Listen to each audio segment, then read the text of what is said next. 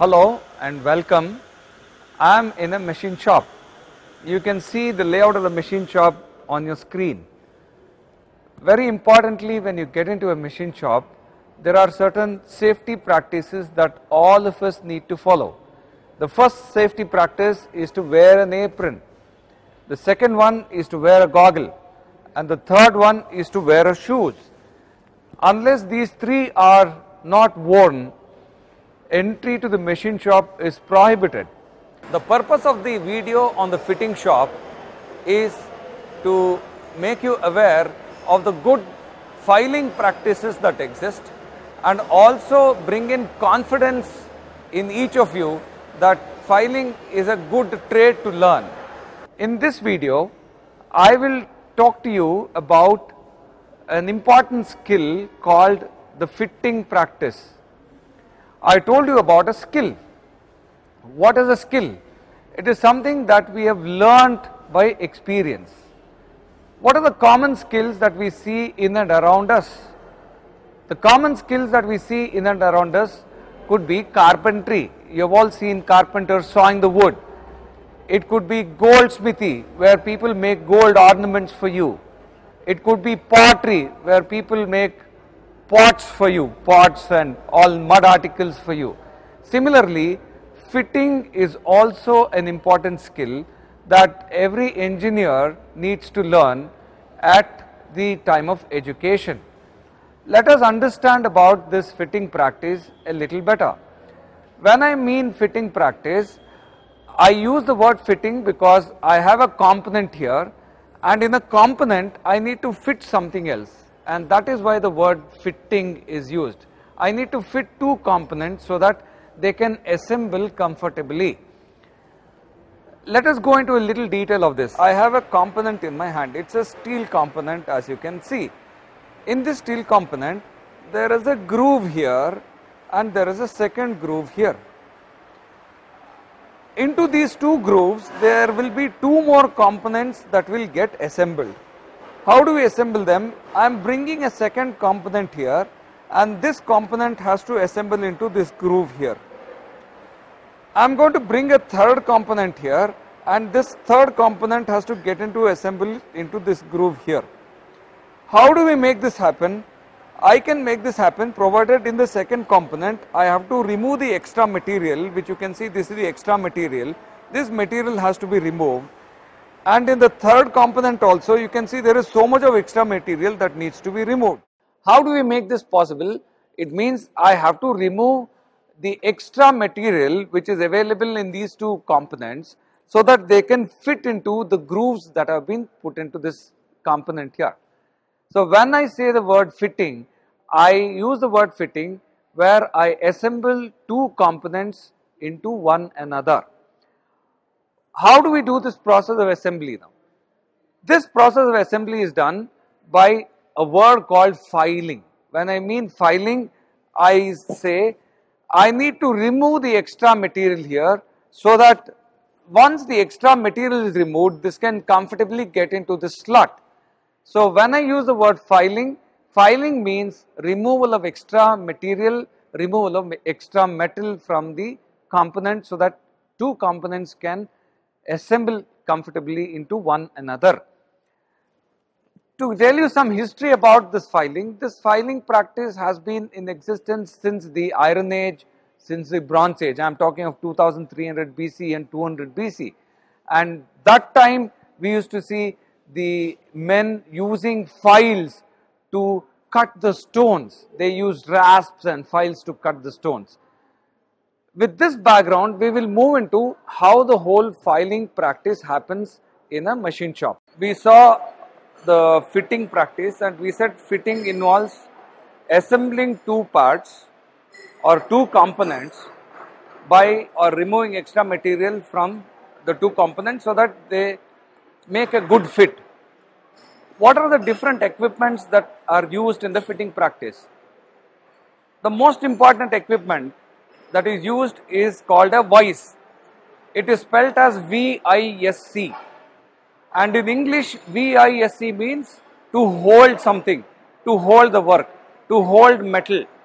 So here the vise is mounted on a bench, and that is why it is called as a bench vise. This equipment is called the bench vise. We will look at what are the different parts of the bench vise. This bench vise has many parts. Firstly, this is the base on which the bench vise is mounted. This is the base. This base is firmly attached to the table. The second important component is called the jaw. As you can see, when I rotate the handle, you can see that there is something that moves apart. You are able to see that this is moving apart, and this is called the movable jaw. Very similar to the jaws that we have here. This becomes the movable jaw, and this is the fixed jaw. When I talk, I only move the movable jaw so that I am able to talk. The same logic is applied here. This moves, whereas this side is fixed. As and when I start moving this, the jaw comes nearer, and if I have a certain component to be fixed, I can fix the component correctly here and start moving it so that the component gets firmly fixed in between the jaws. It's like the way we eat. Whatever food material we eat, it comes in between the two teeth. So these are the two teeth or the jaws between which the component is fixed, and it is held very firmly, and now it is ready for the filing operation to be performed. So in a nutshell, let us recap the different parts of this bench vise, VISC. Let me repeat it again. It's a bench vise. This is the base, this is the movable jaw, this is the fixed jaw, and this is the handle with which I can rotate it. This handle is used for the rotation purpose to clamp the workpiece in between the jaws. Many vises have an option where I can raise this. It means depending on the height at which I want to perform, I can raise it to a convenient height, lock it so that I can perform the fitting operation or the filing operation at the height at which it is convenient to me. So this is an adjustable height bench vise. We saw the bench vise, which is a work holding device.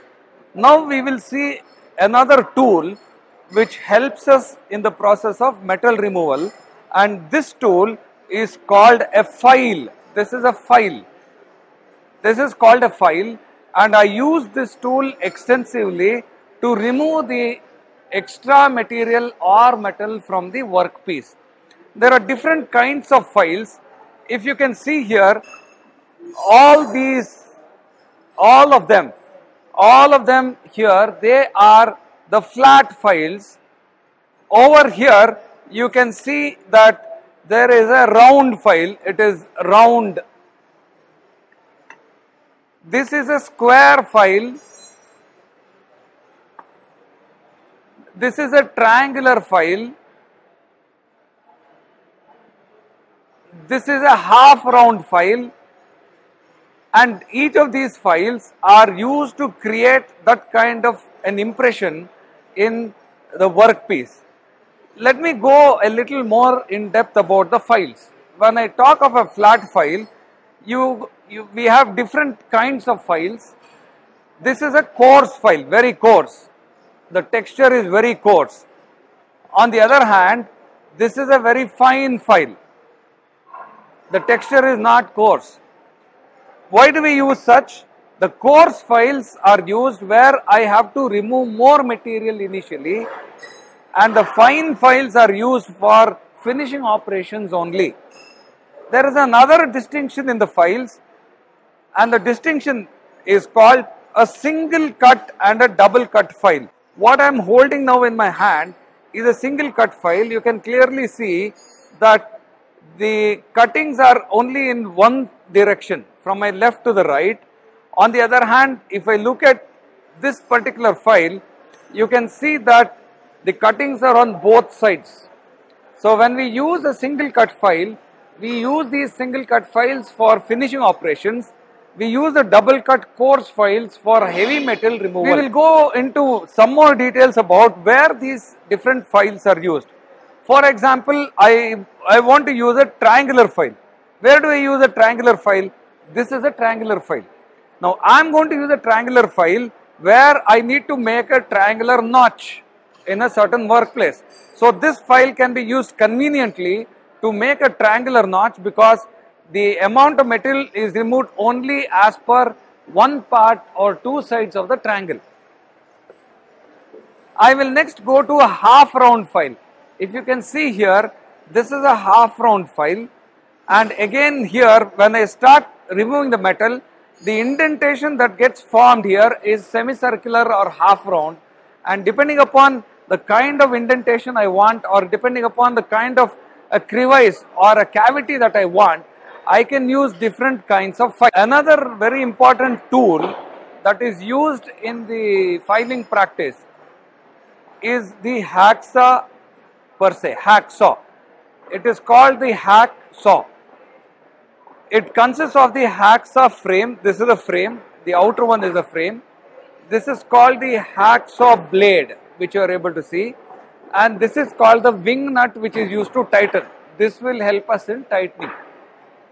This is an important tool because this tool is used to chip off unnecessary or unwanted material. How do I use the hacksaw? If you see, this is the hacksaw blade. I am going to mount the component exactly here, and I am going to make the first indentation. I am going to hold the tool so that the tool is completely parallel to the base. I am going to make the first indentation so that the tool can firmly stand there in its place. After I make the indentation, I will start applying pressure in one direction only, and the reverse I am going to pull it, because in the front direction it starts cutting. So if you can see, I am applying pressure in one direction, it is able to take the cut. In the reverse I am just pulling it back, and this is how I can use to see that I can cut the unwanted material in the workpiece. What you are able to see in my right hand is called a wire brush. This is more like a cleaning equipment. Like in our houses, we have the broomstick. This does the cleaning part. Where do we use this? When we do filing, there is quite a possibility that the metal pieces get stuck in between these diamond cuts. So I am going to use the wire brush in that direction so that all the unnecessary material which has got stuck into this gets removed out. Let us summarize the different tools which we use for the fitting practice. Most important tool is the work holding device, which is a bench vise. This is a file which is the material removal tool. This is the hacksaw, which is a cutting tool. This is the wire brush, which is a cleaning tool. We need to have these four things in order to complete the fitting practice.